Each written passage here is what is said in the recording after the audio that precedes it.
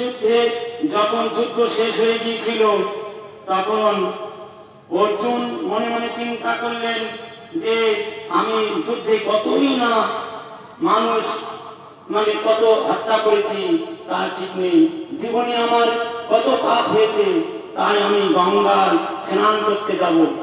এই বলে অর্জুনকে বলে সখা চলো আমি একটু গঙ্গা স্নান করে আসি। তখন দুজনে গঙ্গায় গেলেন স্নান করতে।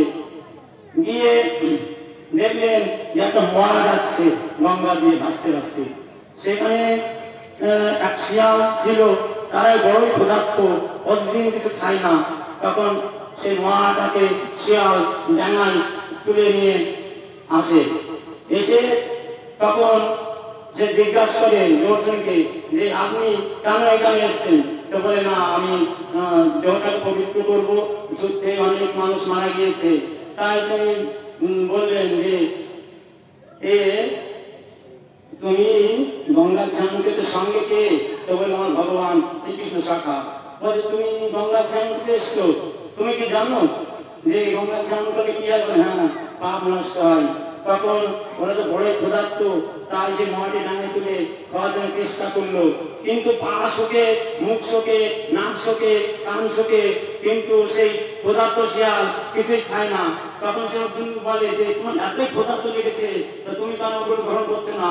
তখন সে শিয়াল রূপে বলে যে পা দিয়ে কোনোদিনও সে তীর্থ করেনি, কান দিয়ে কোনোদিন হরিনাম শ্রবণ করিনি, চোখ দিয়ে কোনদিন গোবিন্দ দর্শন করিনি, এই মুখ দিয়ে কোনদিন হরিনাম উচ্চারণ করিনি, তাই একে আমি গ্রহণ করতে পারবো না। এই মূর্খ, তুই এত ক্ষুধার্ত তবু তুই খেতে পারবি না? বলে না। তাই বললো যে আমি তো মূর্খ আছি, আমার থেকে তুমি আরো মূর্খ।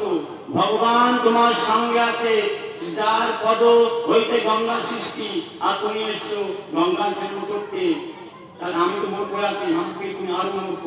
এই বলে আমি আমার বক্তব্য রাখছি। হরে কৃষ্ণ।